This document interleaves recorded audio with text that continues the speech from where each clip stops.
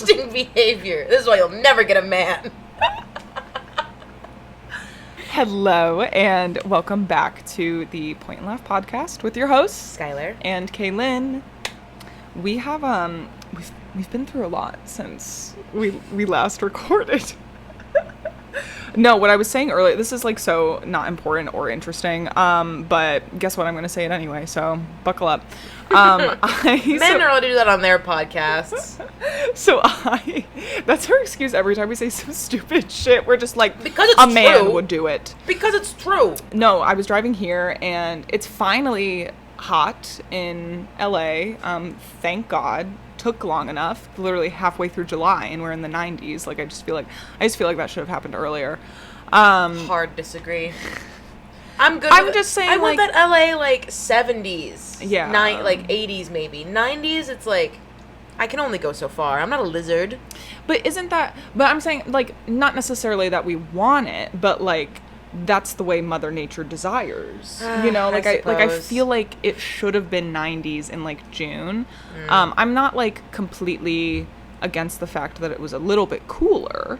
Except for when it was rainy and cloudy and like 60 degrees. That was stupid. Then we can blame all of our problems on the weather. Yes, exactly. I know now my problems are just my problems. Now I have to deal with that. But anyway, yeah, so it's finally hot out. So it's driving down the highway with all of your windows rolled down era of summer.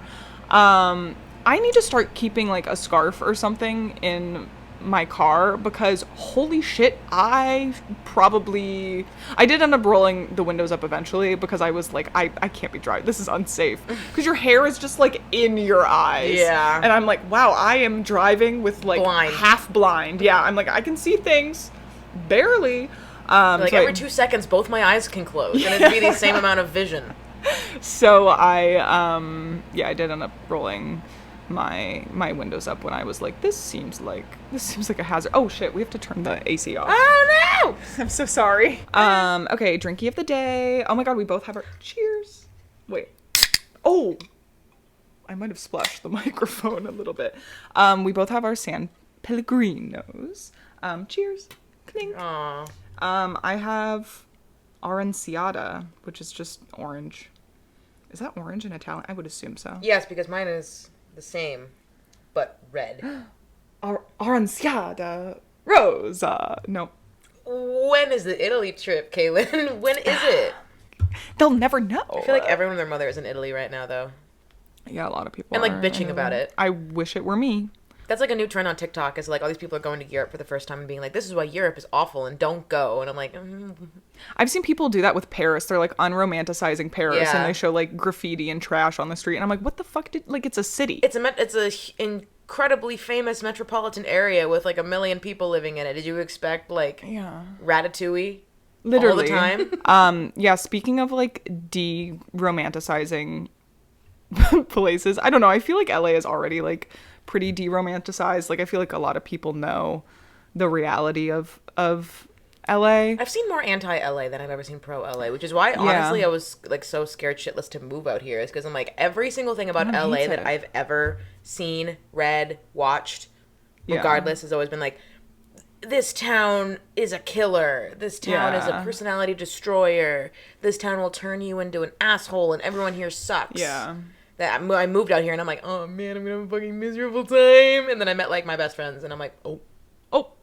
No, I was literally talking to my therapist about that on Friday. I was like, I had a like not amazing experience that I can't really get into on the pod. But it really like shook me and kind of made me be like, what? Like, is this what I want to, like, this is where I want to be? Is this what I want to do? I don't know what the fuck is going on. But I don't know. I definitely feel like there is a environment, and just especially because of like the industries that are in LA, there are a lot of very like elitist people here. And I think that's kind of what people mean when they're like, LA changes you. But it's also like, then surround yourself with good people who like you love and who have similar morals and values than you. And I know that's like easier said than done, but anyway, yesterday we went to a like Taylor Swift night at some club that we had never been to before. We show up in the Oobs. We are in literally what looks like Gotham. I'm expecting the fucking Joker, the Riddler, and the Batman to be driving down, like, having an active shootout. And then we're looking around, we're like, But honestly, like, it was a sketchy area, but I felt safe because Taylor Swift fans, and this isn't a call-out because this is a self-own, are some of the dorkiest people alive. And I'm like, I'm with very tame company. Yeah.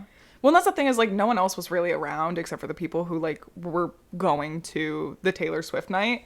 But yeah, it literally, there was like one flickering street light.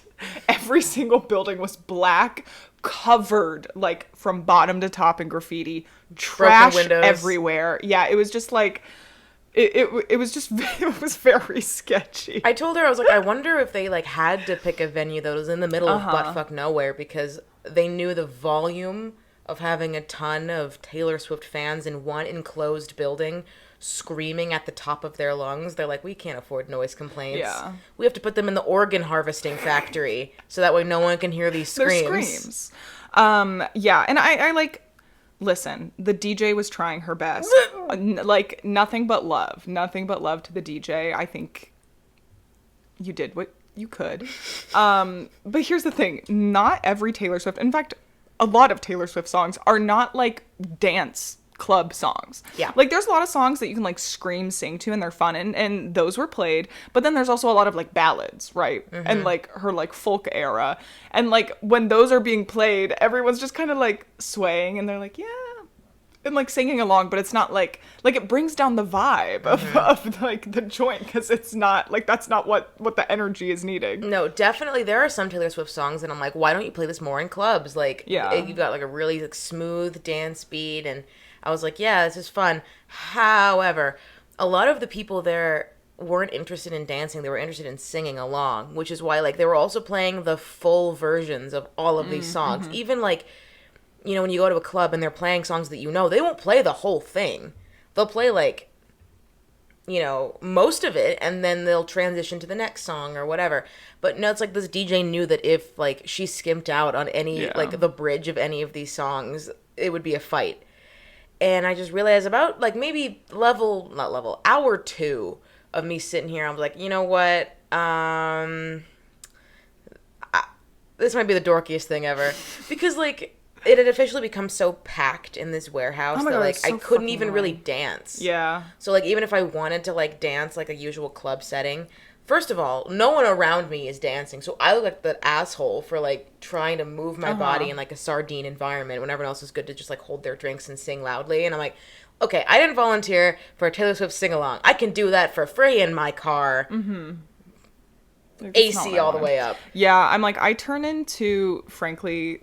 a cunt whenever in like crowded situations because I love my personal space. I need my personal space. So I hold my own. And like whether that's like the polite thing to do and whether it's always warranted, like I'm not afraid to throw a bow, you know? Yeah. But not like outside of my personal bubble. But no, there were these girls that were like standing next to us and I'm like all love to them. They were having a good time. But also, if you could stop backing up your sweaty fucking, like, arms all across my back and my... My like, sunburnt arms and back, because the two of us just went to the beach earlier that day. I don't know if you've peeped my awful sunburn. I'm screaming in agony all the time. It was an accident, and, like, three songs later, they apologized for it. But someone punched the back of my head, and it was, like...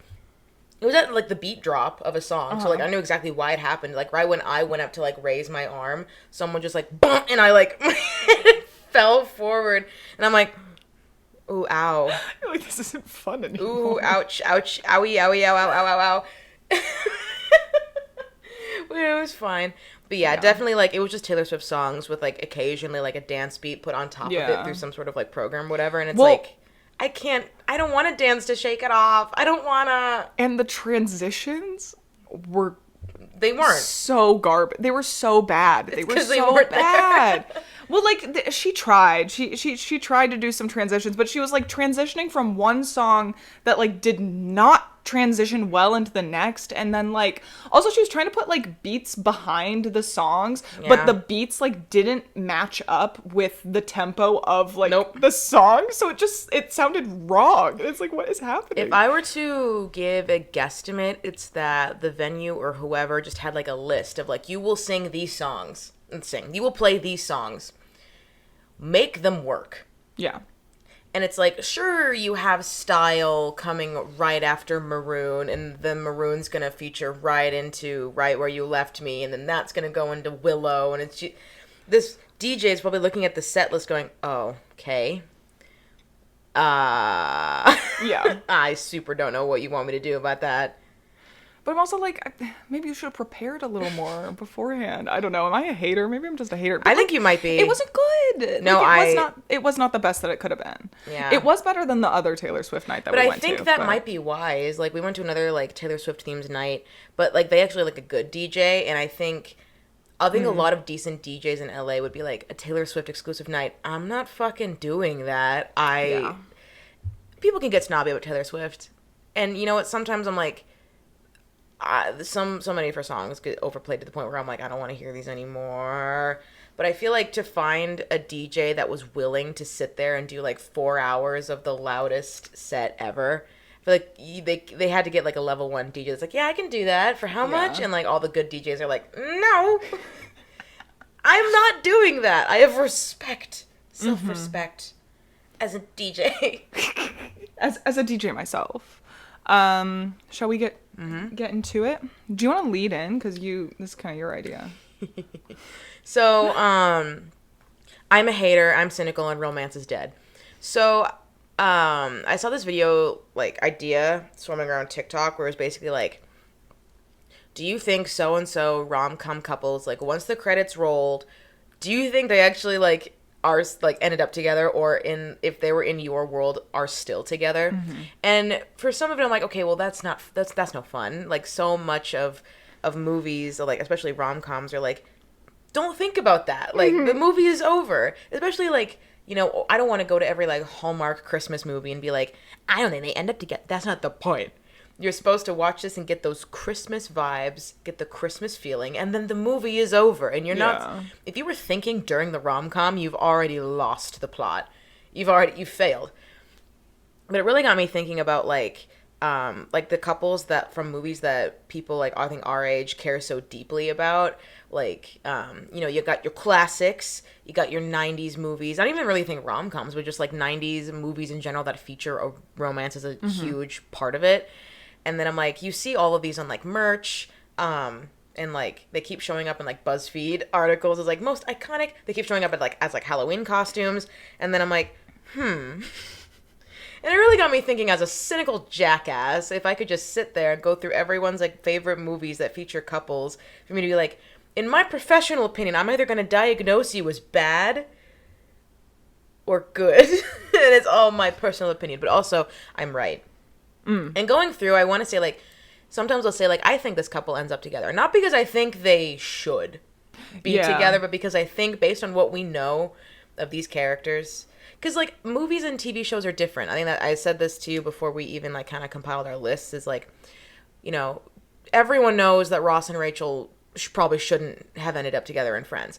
But with TV shows, you know, you have such a long expanse to like really go through like this couple's dynamic, why they work. You know, you have in New Girl, you have like all these seasons of why like Nick and Jess like belong together, they work together, and they might, you know, break up, get back together, but at the end of the day, you know exactly what their relationship is going to be like, their dynamics, and how they'll deal with struggles, because they keep having episodes about this couple going through that. But with movies, they only really show you the beginning, middle, end of these two like people for like an hour and a half, and then they set you free into the world. And so I'm just like, based on the limited knowledge of what we know, how will these people that we've barely just met work out in the world? And I like to do that with like reality TV show people. I like see couples for a second, I'm like, they'll never work.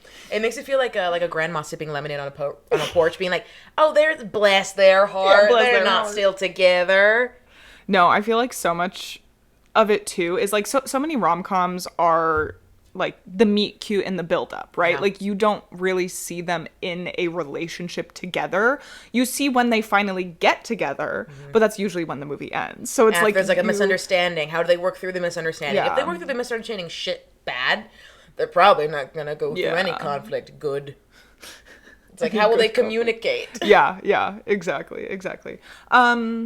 Shall we begin? Let's do it. Okay. The way that we're gonna phrase this is we're gonna go through like movie to movie, and then we're gonna like countdown of like yes or no. So like 3, 2, 1, we say our answers at the same time, and if we disagree, we each take turns, kind of, explaining why we think, and why we agree. And I just love to play therapist. I love to play like relationship therapist. It's like my favorite thing to do, being single. So the first thing we're gonna do is 10 things I hate about you. Classic one. Yeah, the main couple who what are their names? Kat and Patrick. I was like, it's like Katrina, I think. Oh yeah, it is. Okay, you ready? Okay, 3, 2, 1. No. Yes. Oh fuck. Already started with a difference. Okay, you go first. Okay, I think no, simply because they're high schoolers, and I'm kind of like realistically, I don't really see them like long term. I see them maybe as like a summer fling. I think would be cute, but I think Kat's gonna go off to college. She's going to Sarah Lawrence. Patrick isn't gonna want to move to New York for her. They might try long distance for like a month or two, but I think Kat is gonna get so like enveloped in her own world at college that even if they were doing long distance, like she wouldn't have enough time for Patrick, and then they would inevitably become like distant. He might get jealous. Like I just don't see it working out long term. And also at the end of the movie, like they're not even dating at that point. They're just kind of like acknowledging that like they kiss. And it's not like, oh my God, like we're boyfriend and girlfriend now. Like we're completely committed to each other. It's just like they are like, oh yeah, like we like each other, and like it can and work that that's way. A win. Yeah.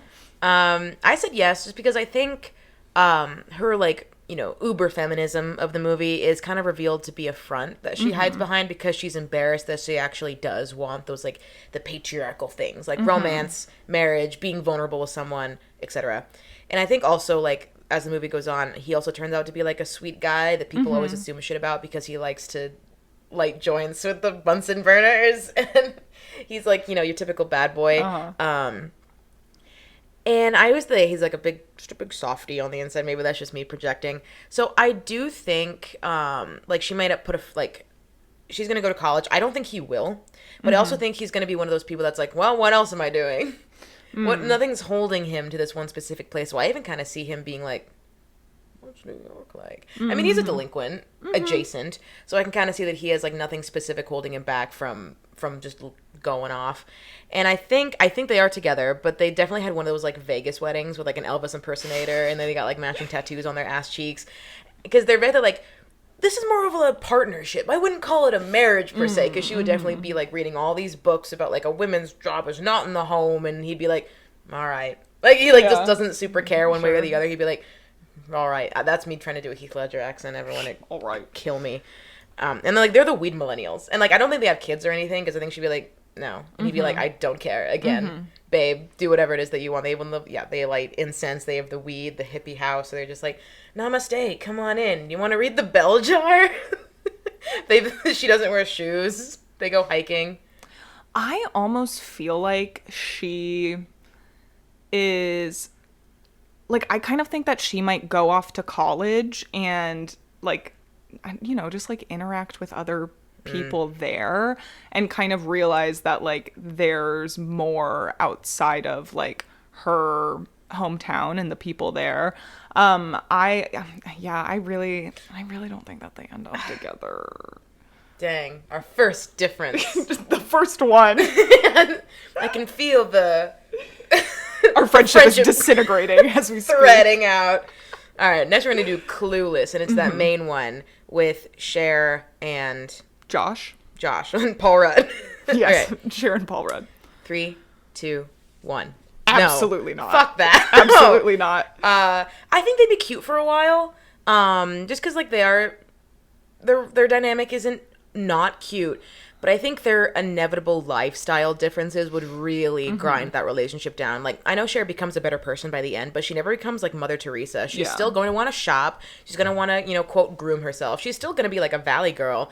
And he thinks it's cute now because she's like underage, but it won't become cute for long.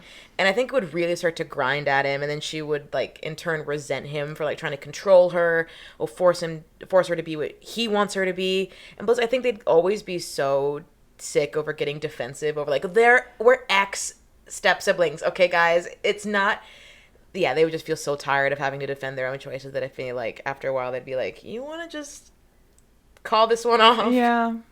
Yeah, my first point was Cher is 15 and Josh is minimum 18, but I'm assuming 20s. Yeah, I'm assuming he's like in the 20 to 22 range. So no fucking way they stay together. I'm sorry. Yeah, also they're ex-siblings, and that's just like a whole other thing. Yeah, I'm like, so outside of those very obvious points, I'm like removing those two facts. They're just at different points in their life. Like exactly what you said. I'm like, by the time Cher's in college, Josh is going to be like in his career. And I just don't see a scenario where like this couple stays together long term and they like really grow together. And I think you're also right with Cher. Like, yeah, she's not like, like she's not a completely shallow asshole. And he's like, oh my God, wow. She like actually, she's not like other bitches in California. But like, she's still Cher.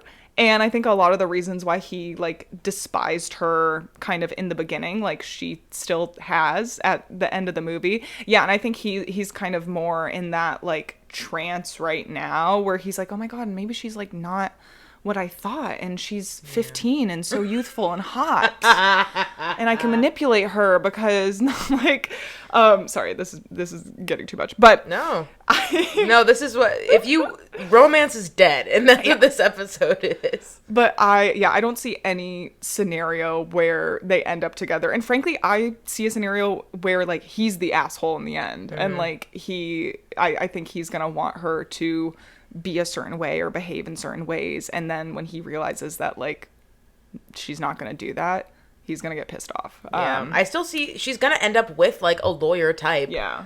But I don't think it's going to be this lawyer. But I think this relationship served its course. She needed someone to ground her down to earth. I just wish that the whole being kind of related thing was one thing that they didn't take from the original source material. Like, the fact that Emma and her original love interest in the book Emma are distantly related is not crucial information. You didn't have to shoehorn that in. Super unnecessary, and I wish you didn't do it. Yeah. Oh, how I wish you didn't do it. Damn. Next. Sleepless in Seattle. All right, you ready? Mm-hmm. 3, 2, 1. No. Yeah, sorry, Taylor. I know you love this movie, but I'm like, you want to go first? Sure. Why we say no? So, we say no. We say no. The reason, I think a big reason why they're not going to end up together. Well, one, she doesn't actually know him. She has an idea of him that, like, she is obsessed with and, like, thinks is so much better than, like, her like, ex-fiance. Yeah. But here's the thing, is I think Annie is kind of lost in her life right now. Yep. She has no idea what she wants, and her relationship with Sam isn't going to change that.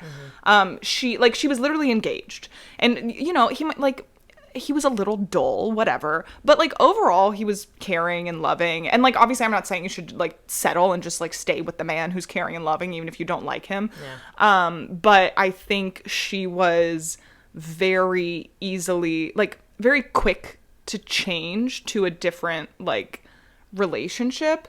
And in that way, I think kind of, like I think she was just desperate for something new. Like, I think she has, like, grass is always greener syndrome, where she's like, oh, like, this isn't working out for me. Like, this isn't making me happy. This isn't making me fulfilled. Instead of really being, like, introspective onto, like, why maybe this relationship isn't fulfilling to her.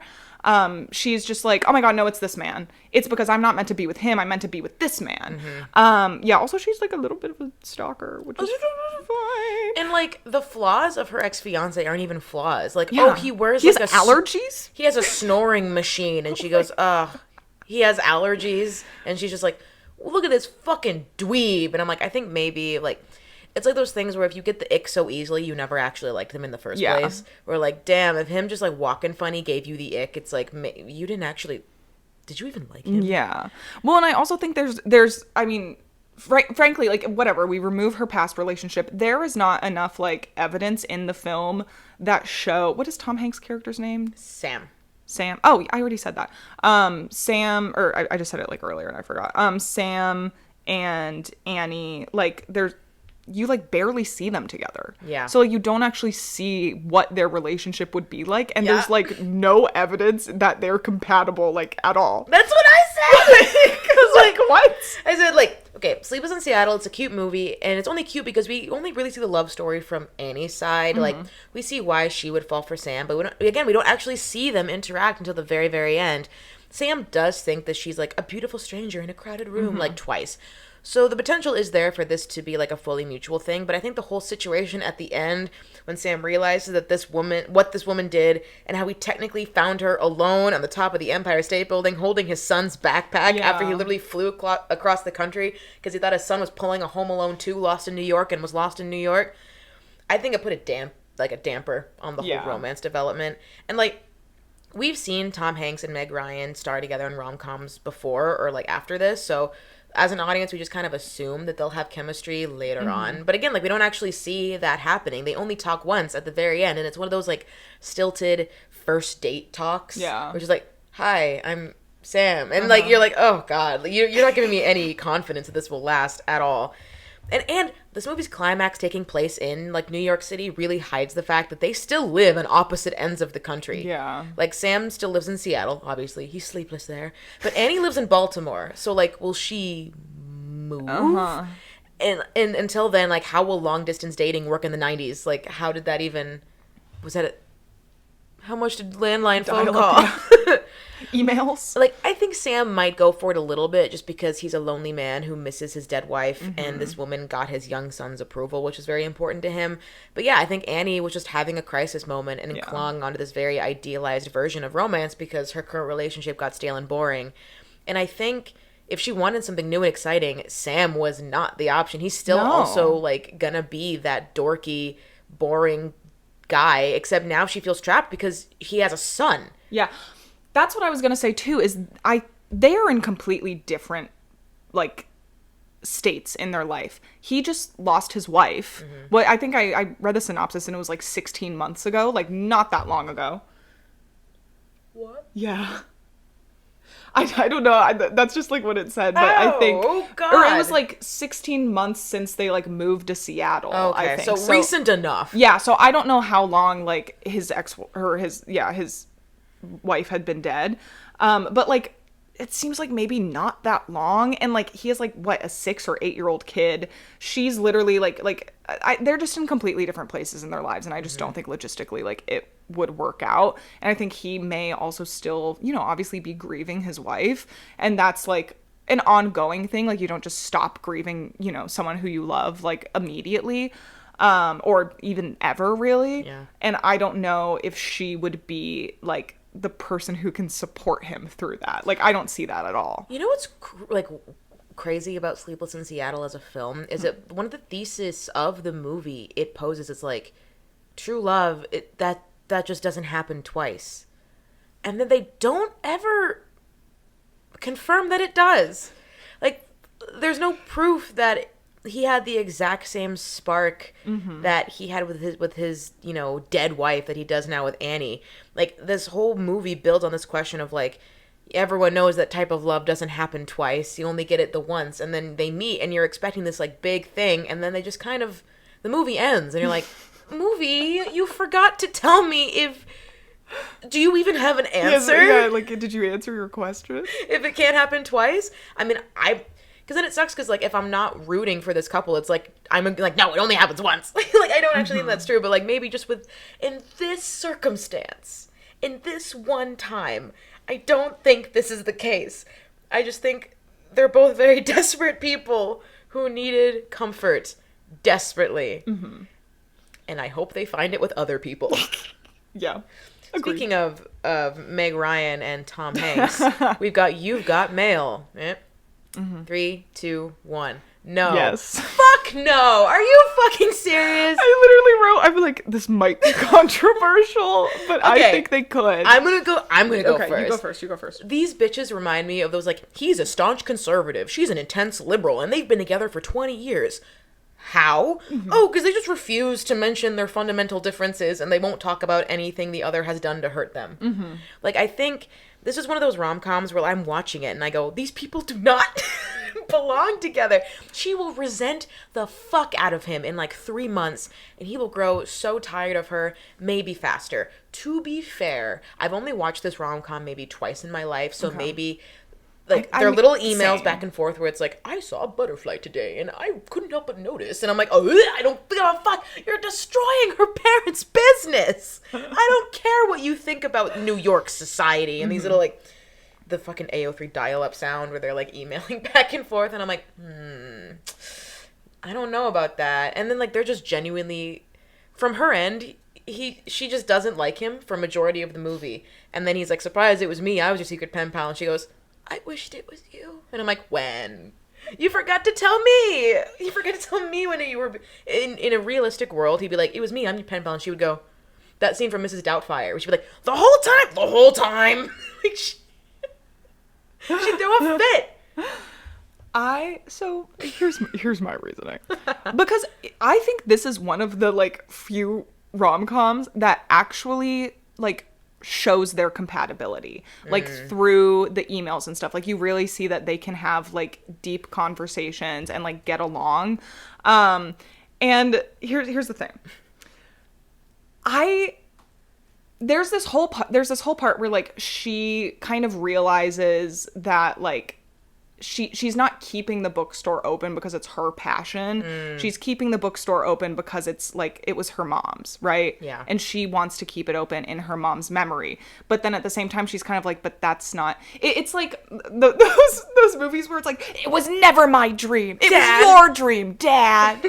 And that's kind of what it feels like to me, where it's like, I feel like she can kind of come to terms with the fact that, like, she was keeping it open, like, in memory of her mom, and, like, to keep that kind of part of her life alive. And yes, well, I do think she would have appreciated if the bookstore would have stayed open under maybe different management or something. I don't think it, like, ruins her life that the bookstore gets closed down, because then it allows her to, like, go into what she, like, writes children's books or whatever. Like, it gives her more time to actually dig into, like, her own passions. And I think, like, was he an asshole businessman in the beginning? Yes. Did he get her bookstore shut down? Yes. It's just such a weird thing where, like, why include that? It's just such a hurdle. Yeah. Because, like, I don't remember these details. I just remember that and being like, oh, word. But I think the reason why it would work is because they have their, like, email compatibility or whatever. I do think that deep down they have core values, and they are like compatible in that way, like, on a personality level. And also I think that on a lifestyle level, I think it works out perfectly. Joe's wealth makes it so that Kathleen has the freedom to pursue the creative career path that she wants.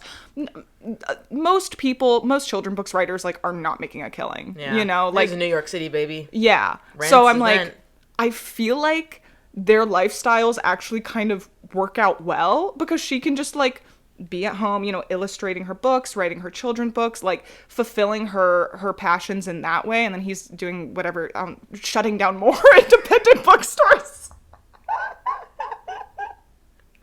But I think listen, I know it's controversial. I know it is.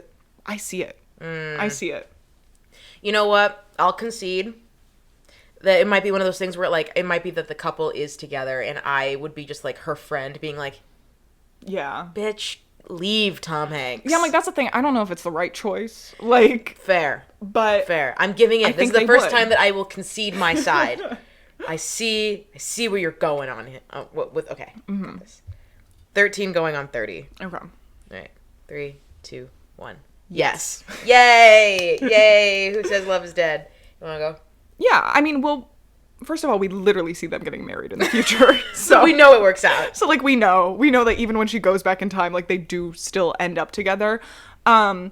But also, like, friends first, romance second, I think is one of the best ways to build, like, a foundation to a relationship. And because they have, like, such a deep, I mean, they've literally been friends since they were, what, like, youngins, like 6 or something. Yeah. Like, I think because, the house I'm like, that he makes, I'm gonna throw up. Like, when will any of you make me a dollhouse with glitter and such? But I think because they have that history, and even, like, listen, even if we didn't see them getting married at the end, I would still think that they were together. Simply because when she does, like, you know, when she's, like, 13 in her 30-year-old body and they reconnect, you see that even though their lives are, like, so different, they are still, like, deeply compatible. And I think they really bring out the best in each other in that way. And, you know, part of it might be because she's, like, 13 and she's, like, fun and, like, has that childlike, you know, sense of wonderment. And, like, that's really, like, endearing to him.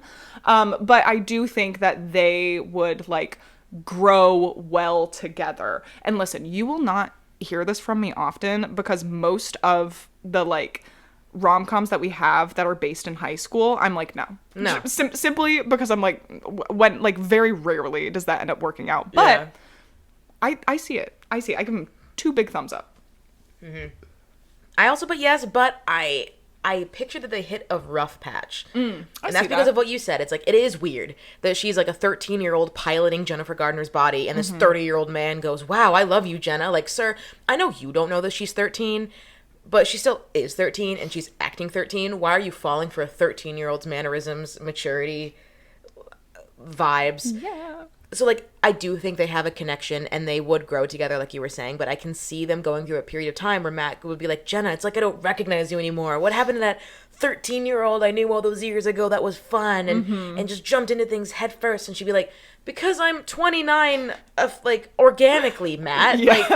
Like, I could see that. But they would get through it eventually, and I think his Mark Ruffalo tendencies would definitely prevent her from turning into the bitch she was without him. Like, we see, like, what their lives look like when they're apart, and she definitely gets absorbed into this, like, people-pleasing.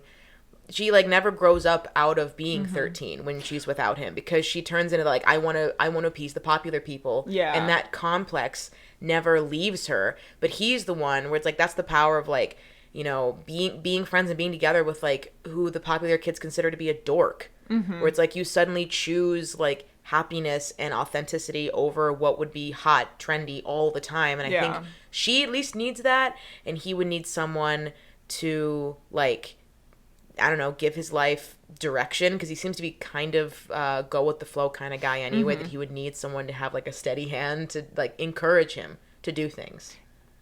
Precisely. Yeah, because that's like the whole, those are like the two paths, right? That she goes is, like, when they're at the birthday party and she ignores Matt and then, like, goes with the popular kids, and that's why she ends up, like, turning into a cunt. And then but then, like, the other path is when she, like, pours juice on the popular girl and she's like, nah, this is my bestie. And then and the besties that kiss. Yes. Yeah. I think they end up together. End of story. Okay. Like, also, so I know you said end of story, but also I'm like, and another well, thing, I didn't let you though. Is, like, even towards the end, what I do appreciate about this rom-com is that it doesn't go into the automatic, like, she does a thing where she's like, stop the wedding, and she goes to stop the wedding, and you expect, like, him to be like, you're right, Taylor Swift, let's drop everything now and I'll meet you outside the church, I'm so glad you said. But no, he's like, Jenna, I'm not gonna do that.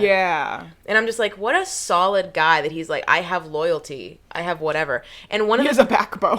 He has a backbone, which is obviously something that she would need. And it's, like, implied that the person he's with now, like, doesn't really encourage his photography in a way that Jenna does. And I think that, he's definitely, like, the stereotype of, like, whatever the wife says. So it'd be good for him, too, to have a wife that genuinely, like, believes in his talents and that encourages him and doesn't want to be, like, And I always love rom-coms that don't make the other person out to be, like, awful. Like, even my issues with Sleepless in Seattle, they don't ever make, like, Annie's fiance out to be, like, a jackass or, like, an evil person, so that there's an obvious choice. He's just some guy. And, like, honestly, when she breaks off the engagement in Sleepless in Seattle, he just goes like, huh, okay. Like, he's not even a little upset, which is a little wish fulfillment. I feel like everyone wishes their breakups could go that easily, where the other person's like, huh, well, I've seen it from your side, and I'm not even going to even accept. I will take my grandmother's ring back. Thank you. Wow, Annie, I hope you have a good life. Hug first. But yeah, he was just like, he probably also just didn't want to be married to her anyway. He was like, I couldn't have noticed that you hate me. Like, I can't do anything right, it appears. Anyway, this counts as a rom-com because I say it counts as a rom-com, but Penelope. Mm-hmm. All right, 3, 2, 1, yes. Sure. Yay! So I was telling her this earlier. I have not seen Penelope since perhaps it came out. So I was reading the synopsis for this, and I was like, I've never seen this movie. Like, very few things were ringing a bell for me. So I'm like, based off the synopsis, I'm like, yes. But I do feel like I would need to rewatch the movie to like give a proper analysis.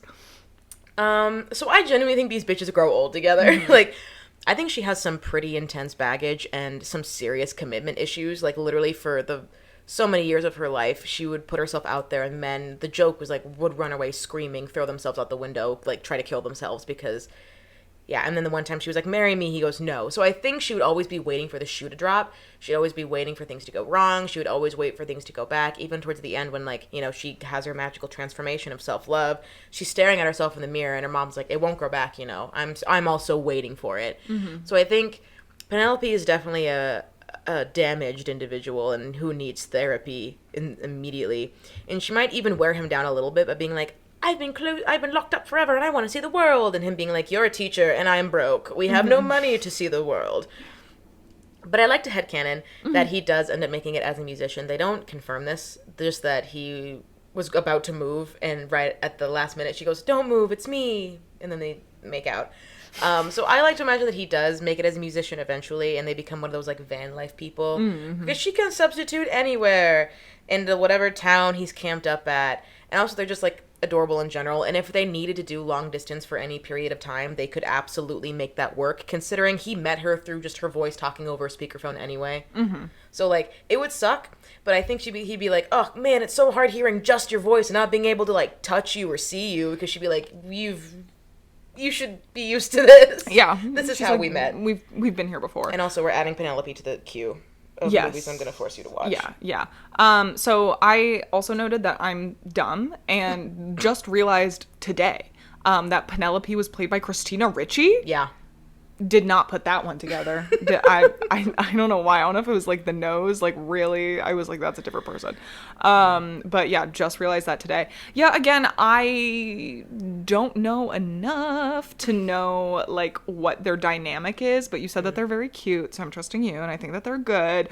I also noted that like this is a universe in which there are like curses and like magic of some type, and I'm kind of like, according to those rules, like I feel like they definitely stay together.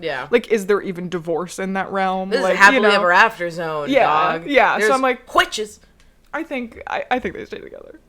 A couple more things now that we're just like on the topic of Penelope. I want to sing the praises. So Peter Dinklage is in this movie also. And he's said before in interviews and stuff, especially when, like, Snow White and the Seven Dwarfs remake from Disney was announced, he kind of went on this thing where he's like, I've tried so hard in all of my roles in Hollywood to not make, like, dwarvism be, like, the butt of the joke. And in this movie, the fact that he has dwarfism doesn't show up at all. In fact, the only thing they comment on is that the fact that he has an eye patch. So they call him a pirate. They losing your eye was your own fault. Like, at no point does everyone just go like call him short or tiny or say like, oh look, it's the Snow White and this, like, no one. I just thought that was cool that like no one brings it up at all. Almost like it was like it wasn't written for like him in mind or anything. He just showed up and was the best performer, and then we're just like, oh, this belongs to you now. So I thought that was really neat. Yeah, in general, the nose itself, like, on the one hand, you're watching it and you're seeing, like, it's obviously Christina Ricci, and she's obviously so beautiful. And okay, don't say obviously. Some of us didn't know. And, like, so even if you didn't know who she was, she's obviously a beautiful woman. And just you see these men that are, like, literally horrified and, like, jumping out the window for her. And on one hand, it's like, did Christina just, like, not want to do any more, like, graphic, like, prosthetics. Like, you really only see, I mean, like, there's, like, a back shot of, like, what the fuck? Not a back shot. I'm gonna kill myself. There's a shot of the back of her head when she's born where you see she has, like, pig ears also. And you're like, oh, ooh, she has, like, a pig face. But no, like, during the movie, you don't really see her ears out. She always, like, keeps them, like, tucked away behind her hair, and you really only see the nose. And so growing up as a kid, I was just like, oh, that's lame. Like, she didn't actually want to look like a pig, but she was like, no, you can't make me ugly. Or was it, like, on purpose for us to be like, what do you mean? She looks fine. And be like, wow, this world just must be really shallow. If we, the audience, can see through, we think she's beautiful. And I'm like, was that just, like, shorthand? Because they're like, we need the audience to realize that she's not ugly.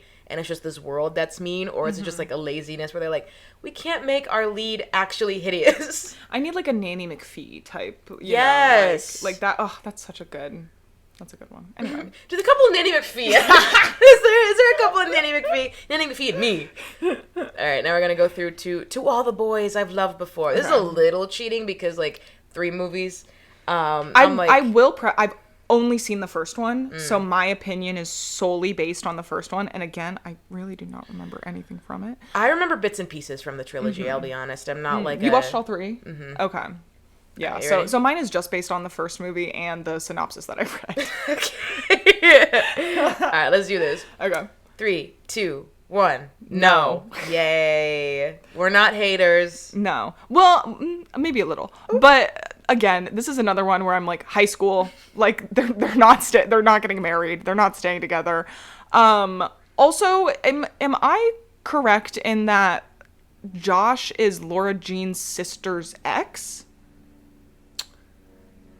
Is that part of it? They like mentioned that in the synopsis, but I don't know if I was I might have mixed up the characters, but I thought. God, now I don't know. I thought that's how it was. If that's the case. Damn, that's messy. And I don't think that would work out long term. I think they're very cute, but like also, and that's another one where again, and I'm just talking about the first movie, they're not actually like. Well, she doesn't end up with Josh together. Oh, she doesn't? No, she ends up with Peter. Oh my god, I think I don't know who they are. Wait a minute. No, Peter. Noah Centineo's name is Peter. Who is Josh? I think the person she was trying to get. They did this thing where they're like, let's pretend to be together. Yeah. And then we'll make, like, our love interest jealous. And then, in turn, they will be the ones that fall in love. Oh, my God. I do not remember this movie at all. I literally have not one recollection. Wait, I thought that he was Josh. No, so today was Peter. Josh is his name is Israel? Him? So he was her sister's ex? Now, I don't know this.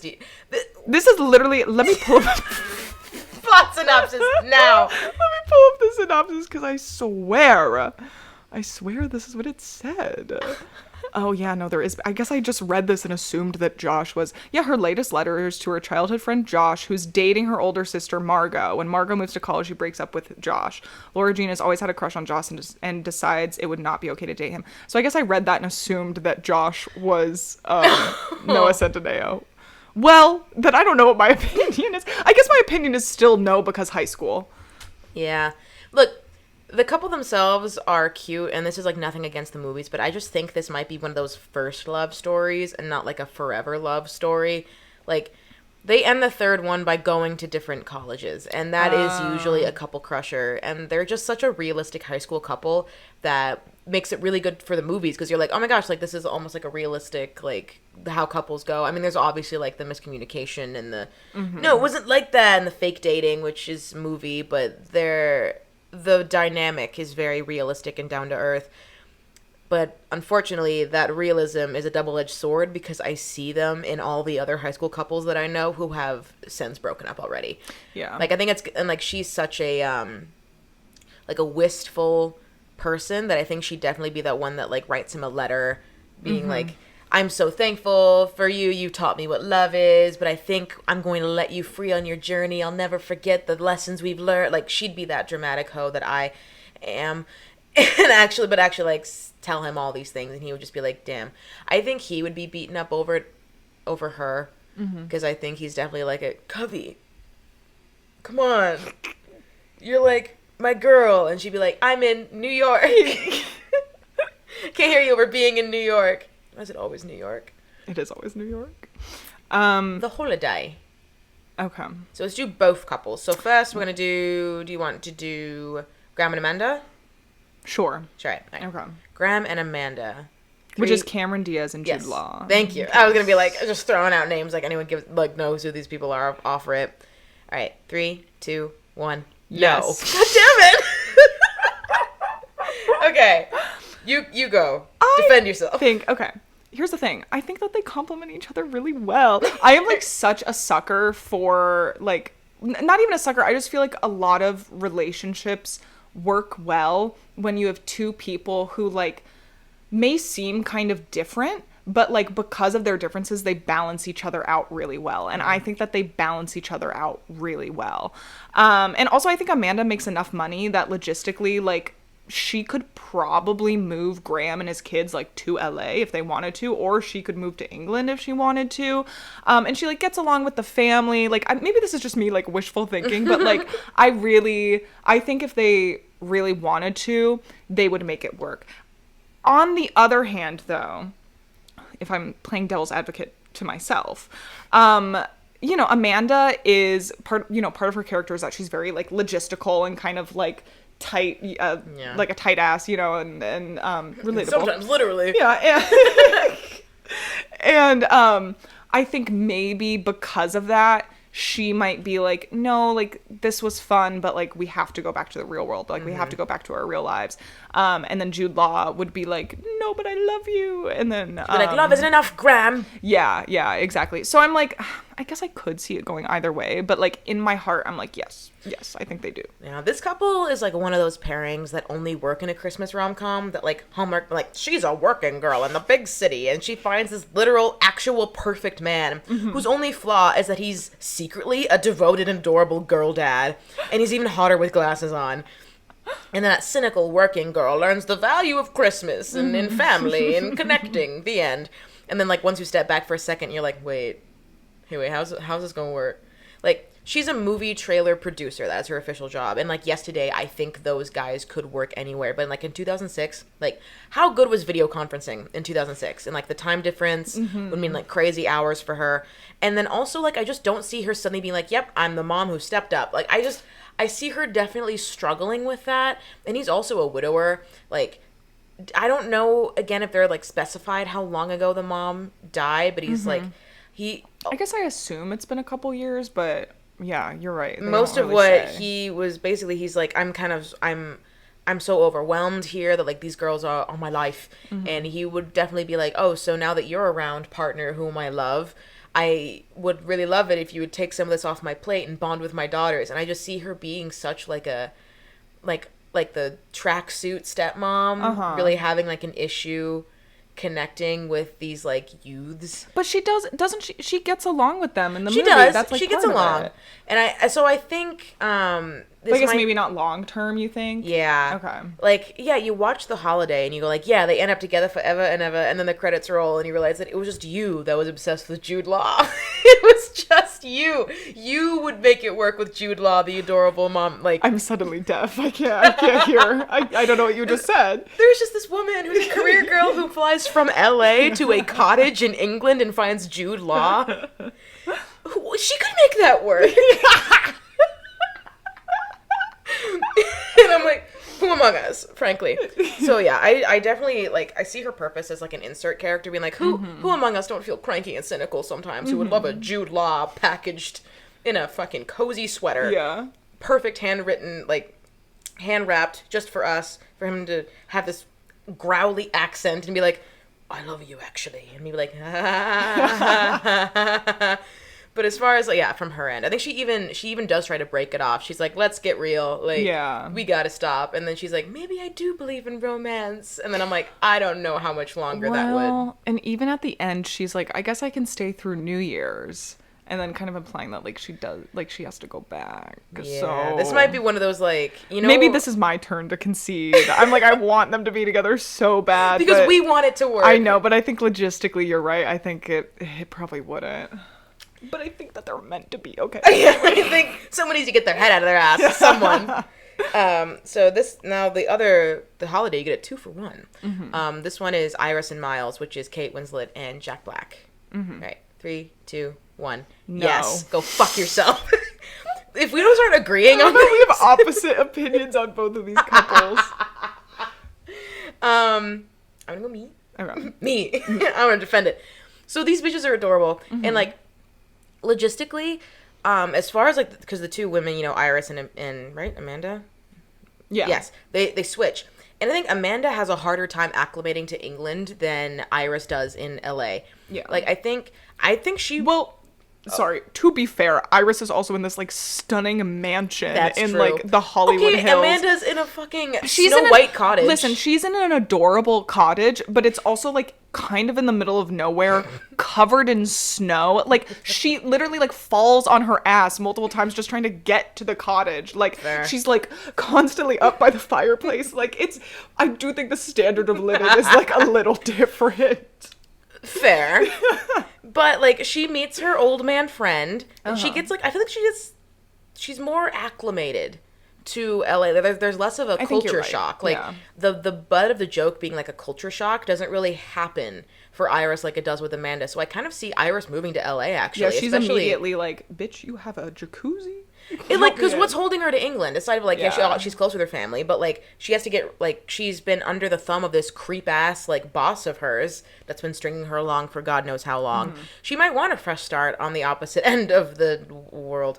And, like, she has her old man friend, and she, like, seems to be polite, makes friends. She seems to, like, you know, enjoy everything that Jack Black, I'm just going to call him Jack Black. Yeah. His name is not Miles, his name is Jack Black. That, like, he brings her around to all these places, and she just seems to have, like, a really good time at this fancy diner and this big place, and she, like, kind of just fits right at home, so I think she would move there, and I think she'd thrive.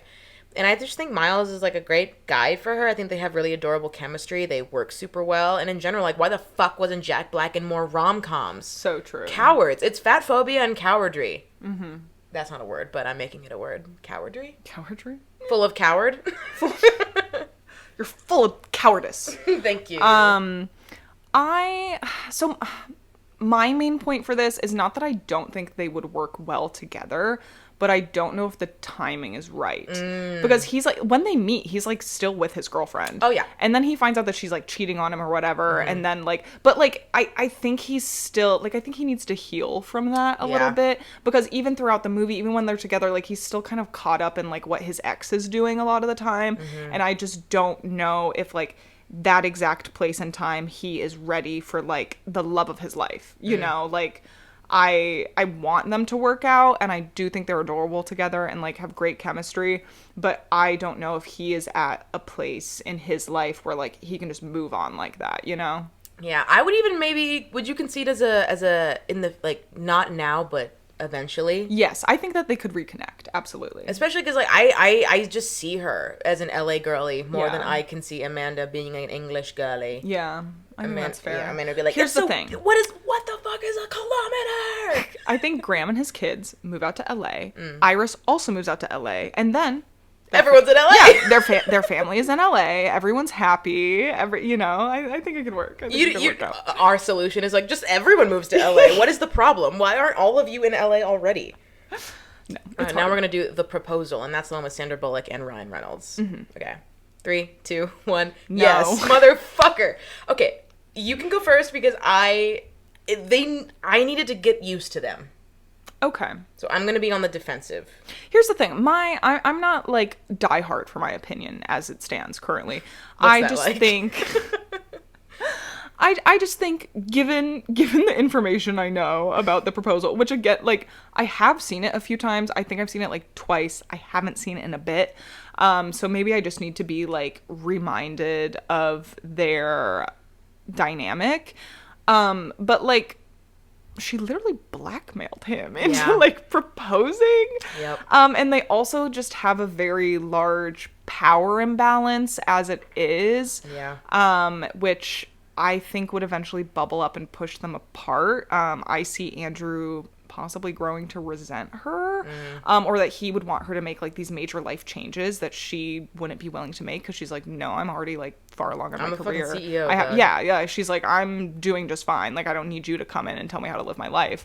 So I just don't see them, like, I don't see enough evidence like holding them together as much as I do see like potential problems in their relationship, you know? Fair. Like, I feel like they would be, here's the thing, I feel like they could be together a while, like a couple years. I see them, like, being together a couple years. I just don't see, like, I don't think they're the loves of each other's lives. I can see that they both might look at divorce as a way easier option than most of the couples on this list, just because they're both, like, business types, and they would both be, like, you know, splitting shit up, very by the book. I just think, like, I love the dynamic that behind every girl boss, there needs to be a slightly smaller boss who's, like, a little shit, and they keep each other in check forever, and that's feminism. And, like, the proposal is one of the few enemies to lovers ships that actually works for me. Like, they don't pull any punches in those first 20 minutes of the movie. These two hate each other. There isn't some, like, you know, most, you know, quote-unquote enemies to lovers. It's, like, some light bickering, and then someone's back is turned, and then someone looks up with a hopeful glance, and, like, maybe no, like... Again, she literally, like, fucking blackmails him into, like, marrying her to get, like a green card. And he takes every opportunity to show how deep his contempt for her goes. But their journey is genuinely realistic and funny. And I think it's because of the two actors that they chose to portray them. Like, both of these actors aren't typically rom-com actors. I think Ryan Reynolds just has this permanent, like, sarcastic shell around him. And Sandra Bullock has that, like, take no shit, like... you know, stick up her ass kind of vibes. And I think seeing both of these very sarcastic assholes start to get vulnerable, I believe it more that they actually are letting themselves be vulnerable with each other in a way that they hadn't before. And, like, I think their dynamic is way more realistic than a lot of other rom-com couple dynamics where, like, I know way more, like, long-term, they already bicker like a long-term married couple. I think it's because they've been working together for a while. And yeah, they're funny. A lot of rom-coms don't really tend to lean into the humor as much because they're like, that's not what I mean, the com stands for comedy. It's supposed to be a romantic comedy, but a lot of times, like, rom-coms don't necessarily, you know, have to be laugh out loud funny. Yeah. But the proposal makes me laugh, and I think that that endears me to this couple more than, like, maybe just their actions on paper would. And unlike so many other couples here, I can see where their end game is. Like, they are both publishing editors in New York City. Boom. They have an established dynamic pre-romance that doesn't necessarily go anywhere once they fall in love, and I have no trouble believing that they'll just make it work once they get married. Like, no one has to move anywhere. No one has, like, different goals or values. At the most, I can maybe see him being like, now that you've made me an editor, can I not work for you? Because I don't want to have, like, the allegations be like, I literally slept with the boss. Like, if you could maybe use your connections to get me work at a different firm, that'd be fantastic. So that way I don't feel like I'm fucking my CEO because I am. Like... And to be fair, as a kid, I used to hate their dynamic because it was just so different from... I just assumed they hated each other the whole time. So when they said that, like, he's like, I think I like you, I'm like, I don't believe you. You're mean. You're mean to each other. But now that I'm older, wiser, I see that it's just like it's just a different dynamic than what I was used to. Yeah. And, like, they're both the sarcastic asshole in their relationship. And I like that. I like that, you know, not everyone needs, like, a sunshine... you know, person to balance out the sarcastic asshole. Sometimes two sarcastic assholes can, like, be in each other's orbit forever and rile each other up, but also keep each other grounded and always be, like, each other's, like, shoulder devil. See, I think that's where you lose me, where I'm like, I mean, I just came off of saying, like, I love when people, like, balance each other and, like, have different, like, personalities or even, like, values that I think can, like they can learn things from each other and, like, open each other up to new perspectives. And I guess I just don't see that with this couple. You know? Yeah. I think the reason I like it is I think it's, like, few people, because I think they even imply that, like, she's either distant from her family or in, like, an orphan. Because one of the big things that she was guilty about is she's like, I got really close to your family and I've forgotten what it was like to be close to a family. And I think few people can reel her in, and she's allowing, like, more, like, she's allowing Ryan Reynolds, they have names, but it's Sandra Bullock and Ryan Reynolds. Yes. Sandra has allowed Ryan into her circle, and I think few people can, you know, talk her down off of, like, a ledge, or if she's on a high horse, then he can. I think so many other people would be like this, and she'd be like, I don't care, and also get out of my office. And Ryan would be like, she'd be like, don't, I know what you're going to say. Like, that type of, like, dynamic where I think they are each other's soft spot. I see where you're coming from. And that kind of makes me go buck wild. Because I think, I'm like, what if I just need a sarcastic asshole? What if I just need a Ryan Reynolds? Who among us? Where's my Ryan Reynolds? Okay. Anyway, next up. The Wedding Singer. Okay. With our two faves, Drew Barrymore and Adam Sandler. My king. 3, 2, 1. Yes. Yay! The unification has begun. Okay, so listen, some people I think could call me a hypocrite. And that person will be me. Because I'm saying yes to this and no to Sleepless in Seattle because they both have the like breaking up with your fiance trope. However, yeah, this is different. This is way different. There's a big difference. Julia was already having huge doubts about Glenn. Like, she literally was like, I like, in her wedding dress, like, crying because she's like, I don't want to marry this person. It's like she also forgot what his last name was. Yeah. Until, like, the day of the wedding. She's like, wait, his last name is Gulia? I'm like, you knew this. No, I can't. You guys have been, like, engaged for, like, 10 years. You knew this. And also, she actually knows Robbie. Yeah. Like, it's, you know, it's not like she's pining after this idea of a person. Like, they're friends. Like, they know each other. They, you know, have actually spoken in real life. And I think also because they were both previously in unhappy relationships, they know what they don't want in a partner and they know how not to treat your partner. And because of that, I see them both putting in like the commitment and effort to make their relationship work. Like they both want it, you know? Yeah. And I feel like that's such an important like aspect of a relationship. And I see it working. I just see it working for them. Oh my God. Let her cook. No, it's like you've got all the ingredients, right? You've got like that, like they're both so adorable. I think this was the movie that made people be like, wait a minute, should we put these two in like every movie for like the dawn of time and more please? Like they're just so earnest and like affectionate with each other. And it's just like adorable. The two of them make me want to punch something. You got that. You got the fact that they're both adults in one town and no one has to relocate anywhere. Like this isn't like another like, you know, you're here, but I'm here. How can we make this work after vacation is over? Like, they're both in this one town.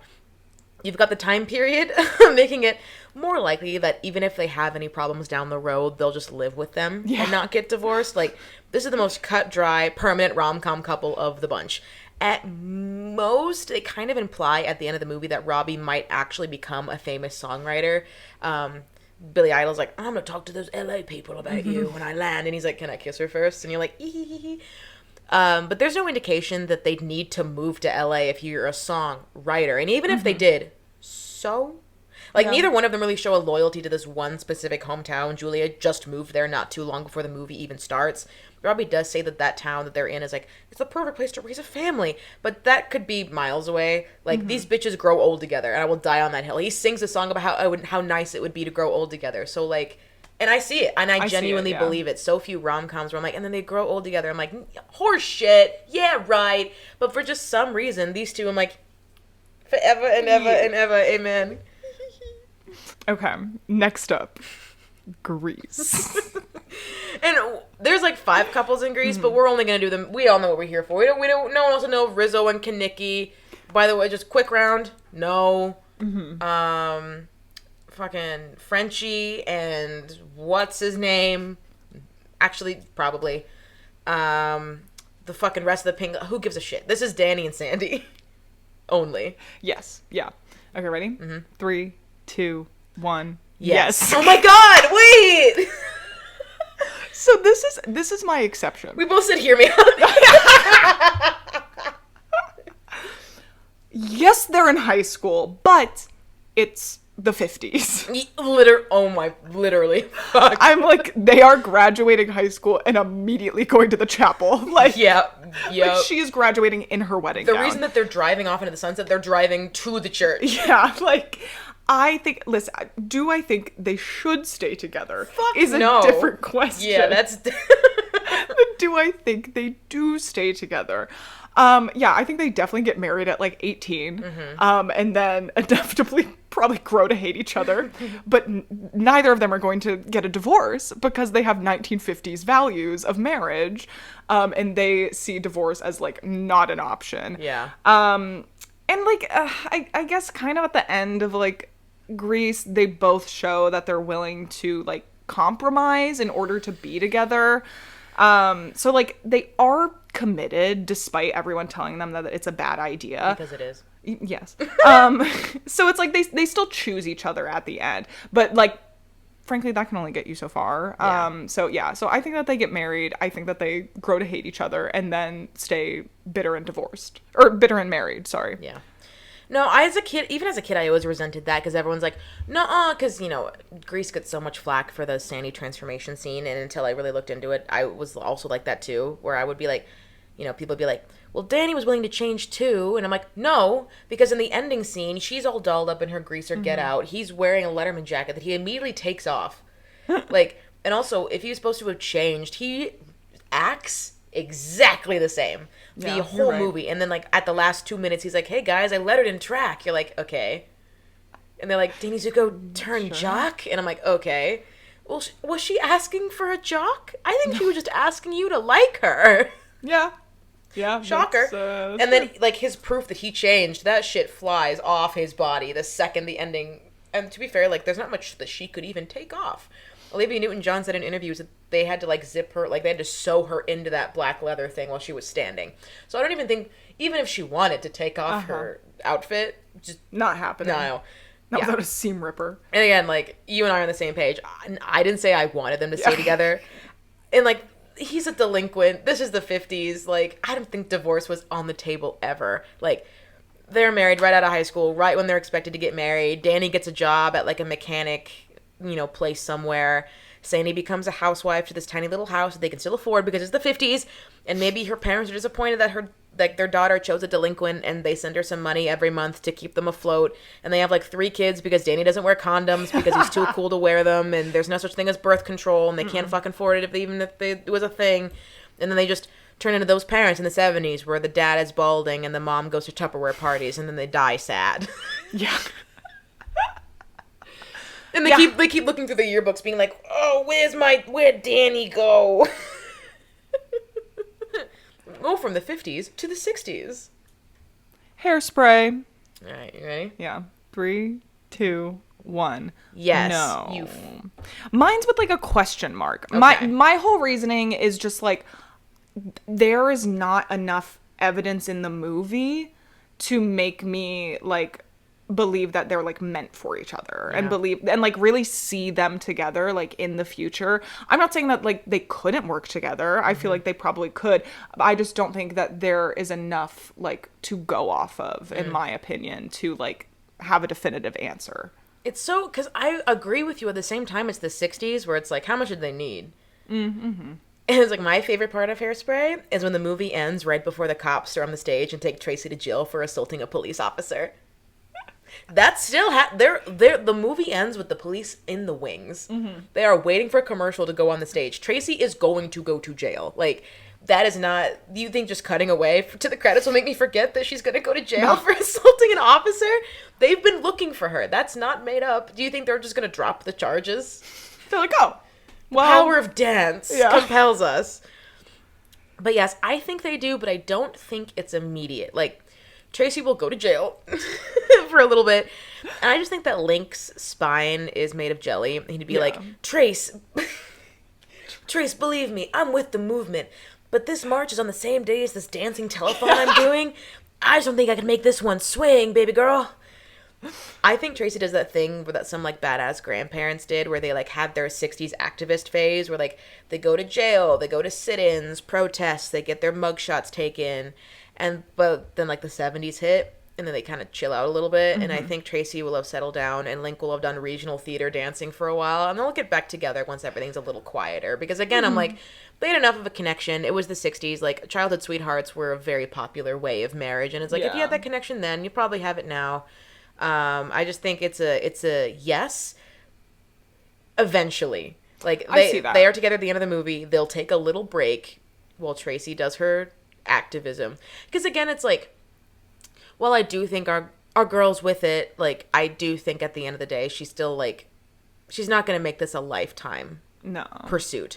She's not going to be like the old woman that goes from school to school and explains, like, how racism affects, like, everyone. Like, I don't think she'll go that far. I think she'll be like, well, here are the 70s. I can't believe racism is solved, gang. Yeah. And then she'll go back to living a very kind of like, you know, like her parents. Yeah. I get that vibe. Yeah. And then like, so like, girl, boss, male, wife. Girl, boss, male, wife. This is a good one. This is a good one. Camp Rock. Okay. Are you basing this off the first one or all three? Three. Then they made two. Two. There's not a Camp Rock 3. It's Camp Rock 2, The Final Jam. Oh, you're right. And it. So I. Unless you've come from a separate universe and this is your one slip up where there is a camp. Fuck. I've been exposed. A red dot appears. I don't take the shot. I know I've seen the second one. Don't remember a thing from it. So I'm just basing it off of the first one. Okay, that's fair. Ready? Mm-hmm. Okay, 3, 2, 1. No. Yeah, this is obviously not.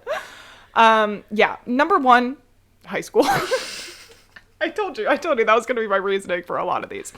2, they lead such completely different lives. Like, they just simply do not have compatible lifestyles. They don't exist in the same hemisphere. No. I'm like, listen, it's fun as like a little summer fling, like, you know, whatever. When we'll always have the summer. Yeah, like when you're at camp and you can pretend that you live on equal playing fields. Like, you know, like that's fun.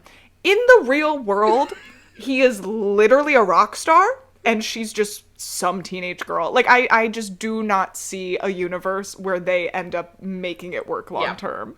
Like, you think Shane Gray is in, like, Hollywood premieres and, like, Hollywood parties being like, sorry, supermodels, sorry, famous actresses, I'm taken. My girlfriend's in high school in Iowa. Actually, I don't think we ever know where she's from. No. Or where Camp Rock even is. Some Midwest town, I feel like you can assume. So, like, they would break up and it would be Shane's fault. Yeah. He'd be like, Mitchie, you're just so intense for me. You're trying to bring me down. I have so many opportunities out here and you're always trying to text me, call me, check up on me. Why are you crying? Why do you always cry? Yeah, I saved another girl's nudes. That's literally normal. You're acting crazy. I was doing a photo shoot with her. Chill. And, like, they have Camp Rock and only Camp Rock. Yeah. You know how when, like, in Love is Blind, some couples really only liked each other because they were, like, in the pods, and once they're out in real life, it's like, oh. Or, like, when you try to hang out with, like, school friends outside of school, and then you realize that, like, the environment that you guys were in was the only thing making, like, you guys be together in the first place, not because you actually had things in common. Yeah. Like, I had a summer fling that I tried to, you know, transfer over to school, and it just fell apart and, like, putty in my hands. That is Camp Rock for these two. They'll always have Camp Rock, but like I feel like it's definitely a relationship for the summer. They're cool for the summer. Stop. The second I said it. Yeah. That's not on that. Here, I'll let you introduce this one because my God, I totally forgot that my final paragraph about Camp Rock is like, Mitchie will be an underground indie singer for a while with some mild radio play. Maybe she'll move to LA eventually, but her and Shane will have broken up by then. It'll be like Halsey in the 1975. Okay, I have to include this because not only do I need to listen. This is a real rom-com and it's real. And it's so batshit insane that I need to take you on this journey with me because I feel like we can't go through rom-com couples without mentioning them, and I want more people to know that this is an actual movie that was made. Mm-hmm. So it's Kate and Leopold starring Meg Ryan and Hugh Jackman. Yes. I frankly had never heard of this movie until you put it on the list, and then I Googled it and I was like, I've never seen this once in my life. So under this I just have question mark. Mm-hmm. I have the plot pulled up on Wikipedia. Amazing. Please go through this journey with me. Okay. On April 28th, 1876, Leopold, His Grace the Third Duke of Albany, is a stifled dreamer. He has created a design for a primitive elevator, and he has built a small model of this device. His strict Uncle Millard has no patience for what he sees as Leopold's frivolous interest in the sciences and new inventions, having brought him to New York City in order to marry a wealthy American heiress, as the Mountbatten family is heavily indebted. While sketching the Brooklyn Bridge during a public meeting dedicated to the completion of its Manhattan Tower, Leopold notices Stuart Besser taking photographs with an anachronistically small camera. Stuart is an amateur physicist and great-great-grandson of Leopold from the 21st century New York, who has discovered the existence of gravitational time portals. Later, Leopold catches Stuart in the Duke's study, photographing his schematic diagrams. When Stuart attempts to flee, Leopold follows and tries to save him from falling off the unfinished bridge, only to fall with him into the time portal. What? What a sci-fi, right? Well, we haven't even touched Meg Ryan yet. Wait, so his, like, great grandson? Yeah, comes. Okay. Time travels back to the past. Okay. Is like taking pictures him. for this fucking cell phone. And then Leopold is like, "Hark, you there?" And like follows him down this time portal to like modern day Manhattan. Okay, interesting. Leopold awakens on a Wednesday morning in the year 2001. Is this pre or post 9/11?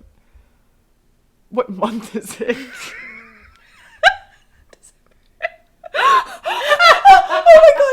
So they filmed this pre 9/11. Leopold's about to have a super strong awakening to what New York is like in 2001. Wait, so They filmed this like before 9/11. Yeah.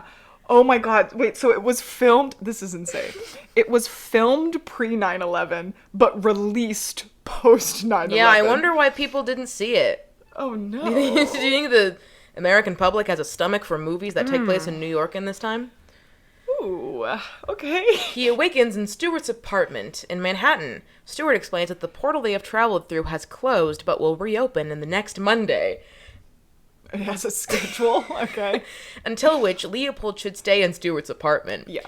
As Stewart takes his dog out, he is injured by falling into the empty elevator shaft, and after ranting about a scientific discovery to the hospital, he's involuntarily committed to a mental institution. According to Stewart's concept, Leopold's unintentional time travel to the 21st century has caused a widespread occlusion of elevators and may cause the disappearance of Stewart himself if Leopold doesn't go back to 1876 on Monday. Oh, so because he invented the elevator, all the elevators are broken. He like shatters his whole leg by falling down the elevator shaft, and then he's like out for the rest of the movie. Okay, I know this is me being nitpicky, but like I have a very short like suspension of disbelief simply because I'm a very logical person. I know you don't have an answer for this, but so they are trying to say that by him time traveling, the existence of an elevator is non-existence. But there are still elevator shafts. Just no elevator. Why would they build an elevator shaft? I think it wasn't that the elevators aren't existing. It's that there's problems with them because the fate of whether or not they'll be invented hangs in the balance. So they're like malfunctioning. Oh, so there are elevators that are just bad. Yes. Okay. Which makes just as much sense, but... Okay. Leopold is intrigued by the cynical and ambitious Kate McKay, Stewart's ex-girlfriend. No. Who lives downstairs. He says that he lives in the same building as his ex. Yeah. That would suck. I'm sorry. They're like neighbors. Stewart King, that... I feel for you. That sucks. He says that she produces the impression of a career woman, and upon learning that she works in market research, of fucking course she does. Then you could put product placement in your movie if it's all market research. Ironically remarks, a fine avocation for women. Research. Perfect for the feminine mind. Later on, Kate's boss tells her the same thing. Quote, "You skew male. You're like a man who understands women, their desires, their needs. You understand them, but you're not really one of them." End quote. This movie's a real movie. Okay. Kate shrugs it off and demands that Leopold take Stewart's dog for a walk. Back at the apartment, he befriends Charlie, Kate's brother, and an aspiring actor who believes him to be an actor as well, steadfast to his character. On Thursday morning, Kate becomes impressed by Leopold's eloquent exposition of how important the tastiness of food is to the quality of human life. Basically, he goes on a rant about fresh creamery butter, and she goes, "Say that again. Say fresh creamy butter again," and has him be like a spokesperson for this butter. Leopold? Yes. Okay. After the successful audition, Kate and Leopold stop by a horse-drawn tourist carriage to hail a taxi, at which moment a thief snatches Kate's briefcase and flees into Central Park. Seeing Kate run after the purse snatcher, Leopold borrows one of the horses and hurries to help her. Riding together with Kate, he drives the thief into an impasse and forces him to drop the briefcase. Bedazzled by the sight of Leopold riding on a white horse to her rescue, Kate begins to admit that his 19th century dukedom may be for real. On Friday, Leopold hires a violinist and invites Kate to a rooftop dinner that he made, which ends with a waltz and a first kiss. On Saturday, see how they're day to day? They take a stroll around Lower Manhattan and come across Uncle Millard's home, where Leopold retrieves a metal box with his boyhood treasures. In the evening, he tries to propose to Kate, but she falls asleep on his lap. They fall asleep cuddling. On Sunday, Leopold acts in the commercial, but walks off the set upon finding the diet margarine disgusting. Leopold chastises Kate about integrity, to which she counters that he lacks connection with reality. Realizing that their time together is nearly over, they both spend an evening in subdued contemplation. On Monday morning, Stewart escapes from the asylum and sends Leopold to his own time, which makes the elevators work again. How do you think this movie ends? That's not the end? No. How do you think this movie ends? Does she go back in time and live with him in his time? She goes back in time. I absolutely guessed that. I was just like, if I was writing this movie, what would I do? That is ridiculous. That's absolutely ridiculous. But the fact that she is like so smitten with his way of life, like it makes sense. I guess it makes sense that would again, like be the ending. But like he gets acclimated to like modern day society very quickly. If anything, he just like he has like good manners. So like in any other movie, he would just stick around. But no, because like Stewart finds like a picture of Kate from like the 1800s and he's like, you're supposed to go back, and she's literally going to get a promotion, and then she's like, what if instead of a job you realize that what you really want is someone to know you? And she literally she goes back in time to 1876. Well, and she missed 9/11. Yeah. Sorry, I shouldn't So laugh. do I think they end up together? Women could not divorce in England until 1923. So I don't even think it was an option for her to even I'm like, hope you got your smallpox vaccine. Women in England couldn't vote yet. Kate, Yeah. like, holy shit. Yeah, why would that be the decision that you make? I need to immediately see this film. It's so crazy because, like, in every other one, it's like, you know, the career gal needs to learn that love is the answer. But never has it took a shit on the, like, even to the point of women having rights that this movie does. Where it's like, you know what her problem is? Not just the modern world, but rights. She needs to go back and be a duchess who can't vote. She doesn't know how to be a duchess. I'm just like, she'll probably die of dysentery, frankly, in like 3 months because she can't stand the stench of England. Okay, but if you were just robbed and a man got on a horse, like a bareback horse, and like accosted And they were Hugh Jackman? the thief, yeah, and he was Hugh Jackman, like, I would be smitten. It would get Be me. like, you know what? Listen, I don't even think women need to vote. as long as you have a man on a horse, why does it matter? No, I'm kidding. Okay. Yeah, so that was Kate and Leopold. Add that to the queue as well. Yeah, what a journey. The Princess Diaries 2. Okay. 3, 2, 1. No. Yes. Fuck! Interesting. You go first. Okay, justice for Michael. Okay. Let's get that out of the way. Michael is the guy from the first movie, her friend? Okay. Yes. Okay. To be fair, it was like 5 years since we last saw them, so like he very well could have just broken up with her off screen. We'll never know. But she's like literally now the queen of a foreign nation. Literally the queen of a foreign nation. She can't just have like a musician boyfriend, so it is probably for the best that she ends up with someone who was also well trained for like government affairs. And like they're not married or anything. She does that iconic speech of like, why should I wed to rule Genovia? And they're like, oh, good point. Never thought about it that way. And he just like bends the knee for her. And I'm just like, ooh, are we going to have like a bodyguard situation? But even if it was just like her, you know, on the down low situationship forever, he would still be like, so you have any like questions about Genovia? She went to college for like this shit. I know she knows what she's doing, but it's always good to have like someone who also knows what you do for work. He can be like, you know, the first man and be helpful. And as much as we miss Michael, and in a ton of ways, I genuinely prefer Michael for her. Nicholas is also like Chris Pine, so like we could do way worse. Yeah. Am I right, ladies? Yeah, Chris Pine is a pretty decent choice if you have to make one.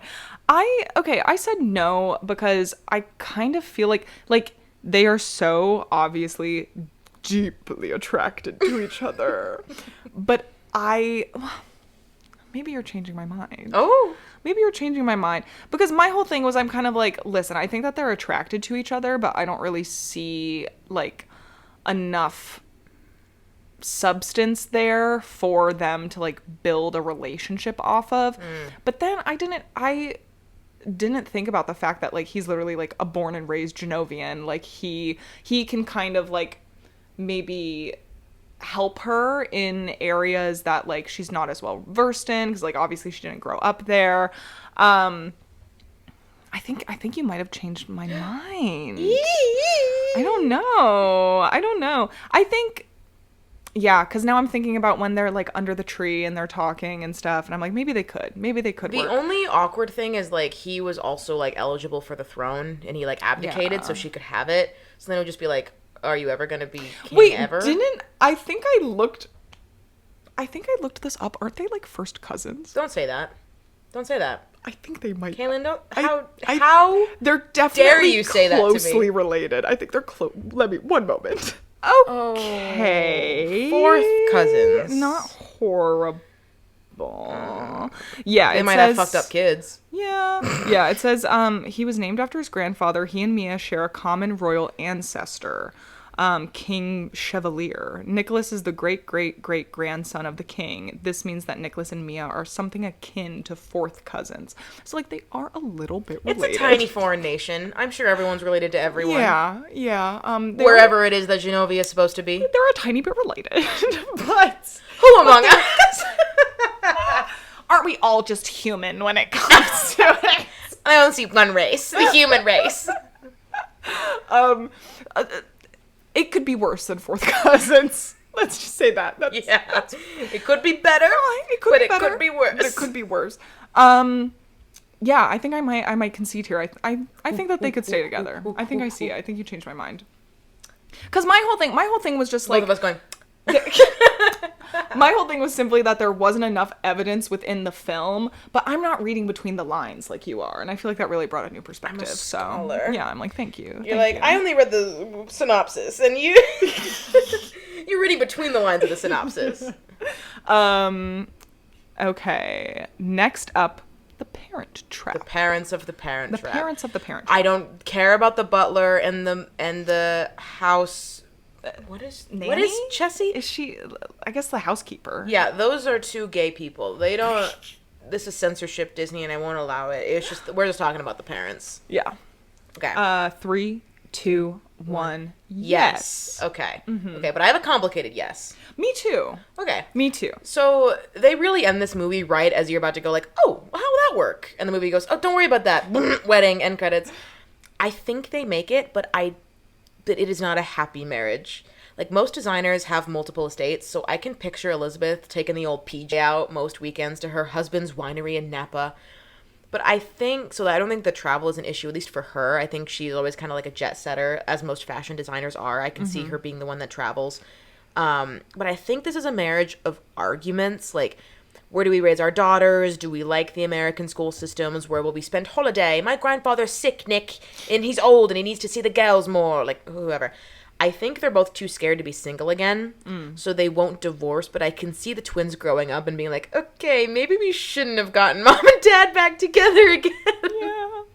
Here was my thing. I'm like, I want to hope that they stay together simply, for the kids' sake. But I hope that it's a happy marriage for the kids' sake. Because I guess, yeah, there's two types of trauma that could go with this. One, trauma if, like, you think your parents are finally getting back together again, and then they're like, actually, it's not working out. Yeah. Or there's also the trauma of, like, they get back together, but then it's, like, a horrible marriage, and you have to, like, live through that. But also, do they ever explain, like, really why they broke up? Like, do they make it clear? Just that they had, like, different, like, their lives were going in different directions? I think in the speech when they're in the cellar, she's like, we were so young, and, you know, you just got, you know, my first designs, and I think it was just, like, they were immature, and then, like, it turned violent. They keep saying, like, she threw a hairdryer at him. Oh, my God. At his head. Oh. And then she's like, and I packed and I went home and you never chased after me. And he's like, I didn't know you wanted me to. I'm sorry. I love how I'm like, do you remember what happened? And you're like, oh, yes, I have the script memorized word for word. And then he said, and then she, sorry. I wish it could be me. Yeah, I'm like, Okay, that makes sense. So yeah, I feel like they're both maybe in places where they're like more mature and they can make it work and they can like reconnect over the values that like originally brought them together. But I also think, I don't know if she would need to travel that much. I mean, she's like a successful wedding designer. Couldn't she? I feel like she can kind of design from anywhere. True. So I just think like the London is more of like the fashion capital than Napa. But I guess California's California. Yeah.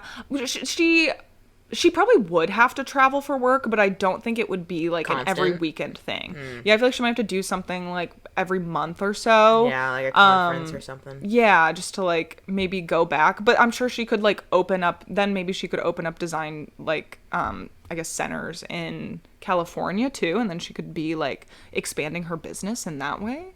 Like a queen. But yeah, I hope that they stay together. I do think that through their like remarriage, they would have some troubled times because like obviously there are reasons why they broke apart in the first place. And took a child and ran. Yeah. Never to be, like, with the implication that they would never see each other ever again. Yeah. So I'm kind of like there's obviously reasons why they broke up. And I think some of that stuff is probably going to, like, come back up. And they don't really show them, like, working through that at all in the film. There's no time. Yeah. Like, it's like a PG rated. Like, they're not. It's like an hour and a half film. Also, like, but The Parent Trap is 3 movies in 1 movie. Like, it's a summer camp movie, and then it's a like Switched Places movie, and then it's a Let's Get Mom and Dad Back Together, and then it's like Shenanigans with Meredith Blake. That's 4 movies. It's a lot of movies in 1 movie. They had no time to be like, all right, Nick, let's try this one for real. No, that's for the sequel. Okay, next up, a personal fave, The Hunger Games. Obviously Katniss and Peeta.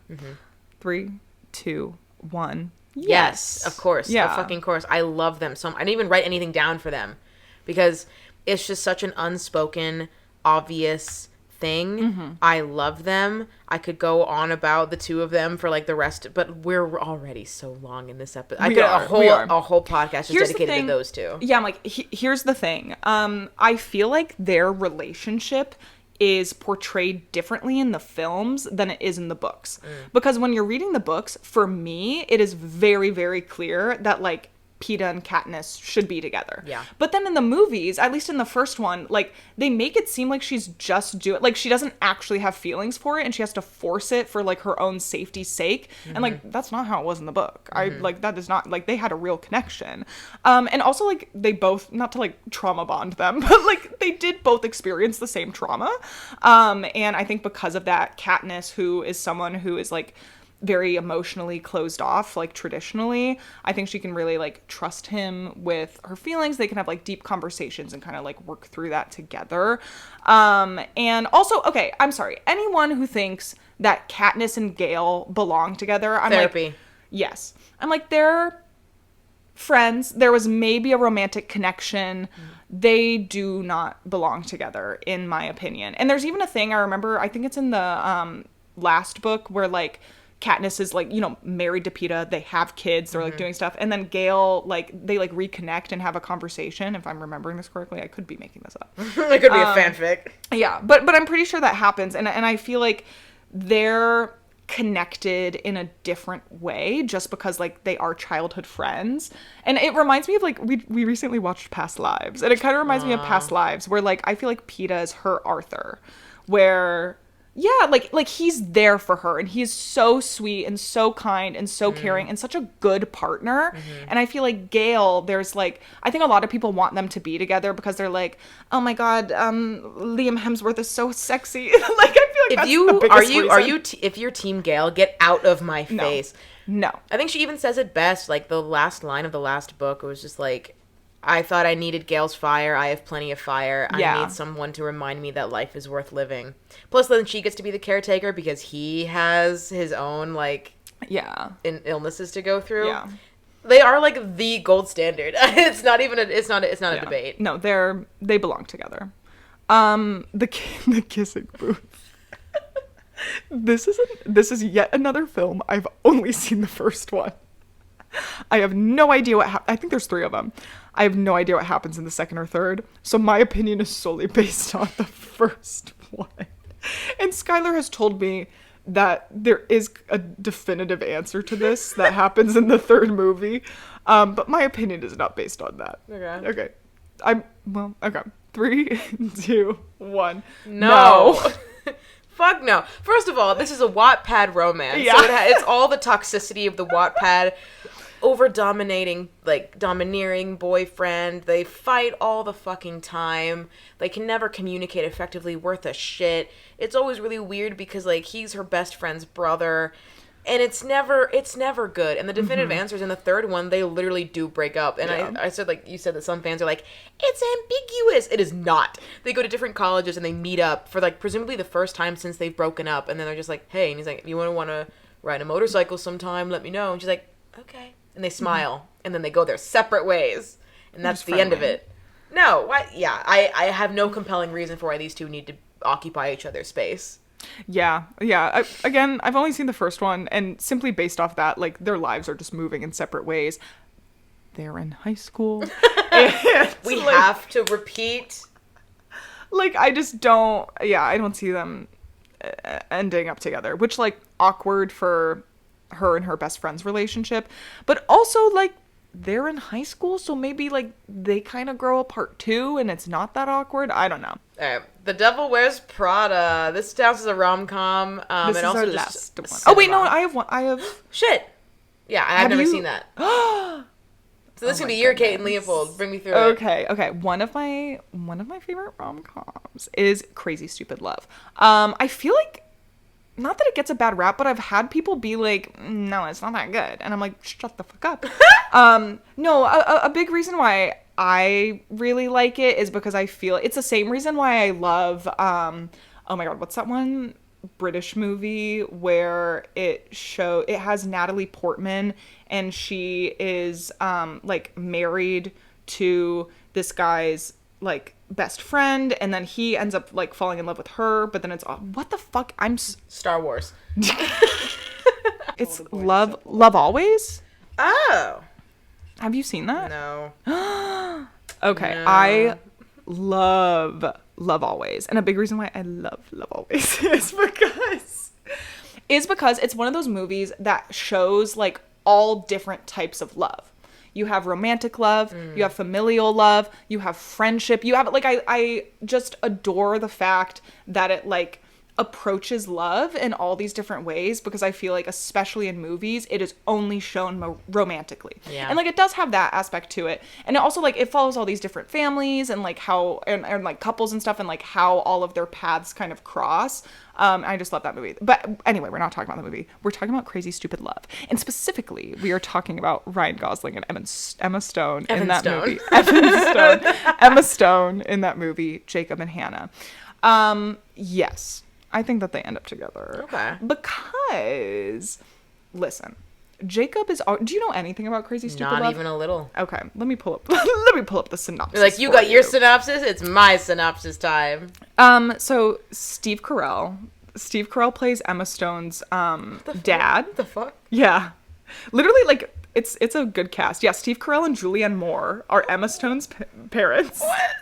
And then Ryan Gosling, Marissa Tomei, Joey King. She pops her fucking face back in here. Josh Groban. Who is Josh Groban? Kill yourself. Kevin Bacon. What is this cat? I'm telling you, it's so good. Okay, let's pull up the synopsis. Oh God, this is long. We don't have to go through all of this. But okay, so basically Cal Weaver, Steve Carell, learns that his wife, Emily, Julianne Moore, has been cheating on him with or maybe just cheated on him once with a coworker. Oh, Kevin Bacon. Kevin! And wants a divorce. So he's, like, divorced dad syndrome. Like, he's moving into his own apartment. He doesn't know how to date.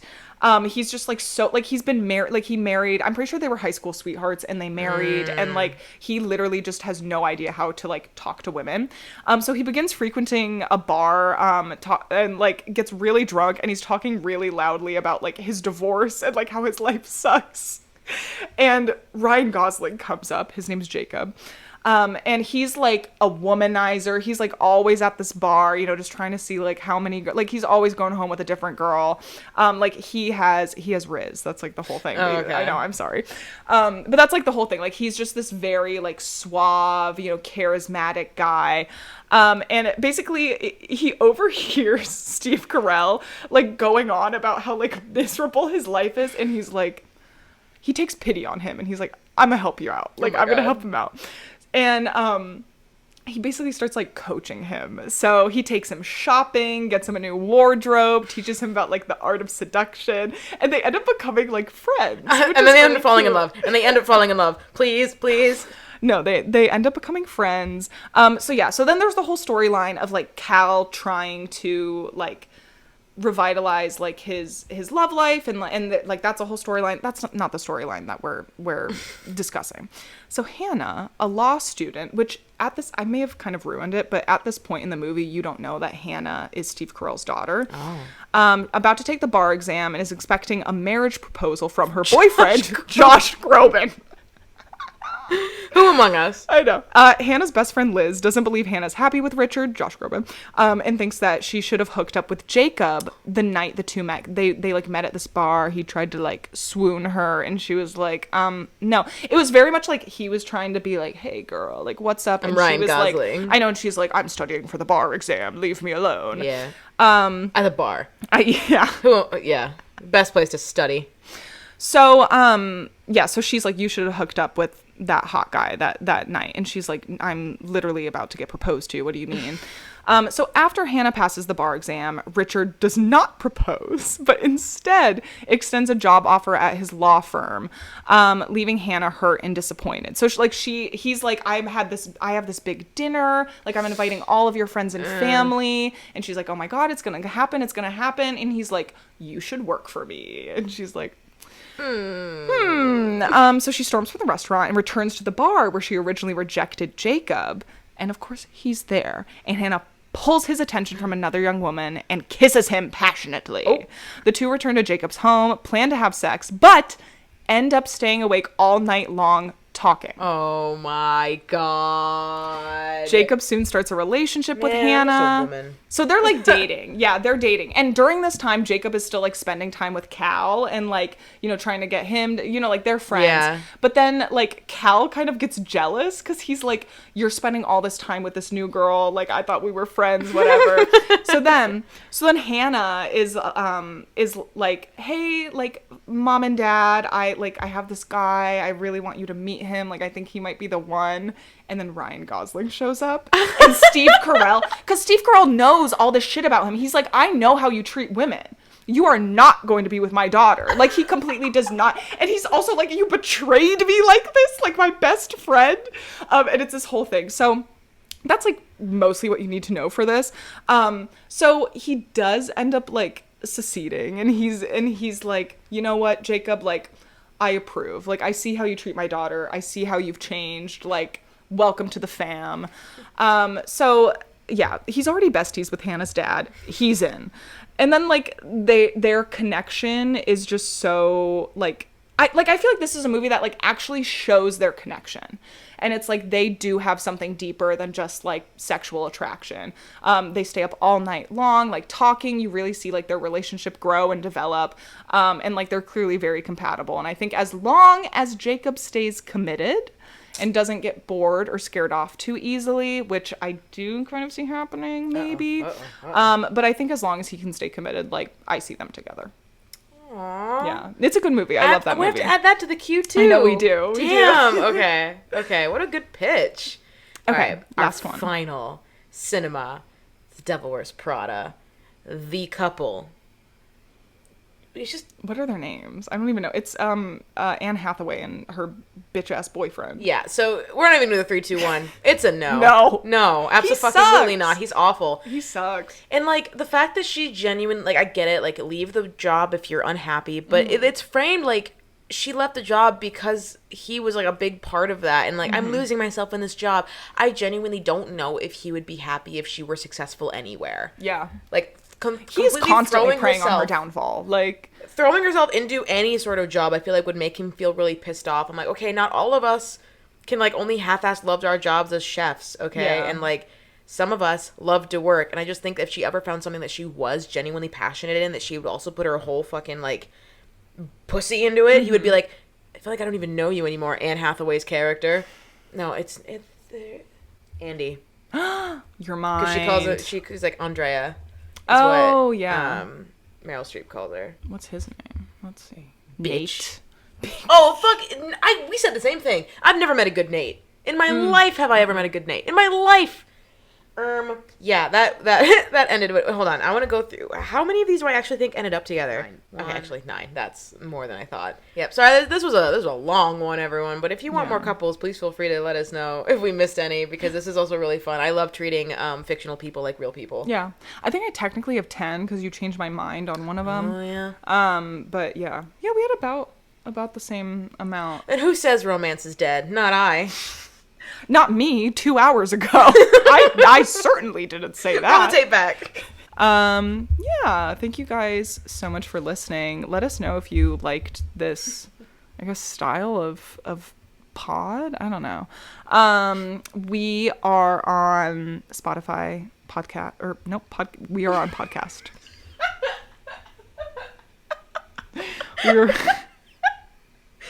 We are on Spotify, Apple Podcasts, and YouTube. We are on podcast. We are on podcast right now.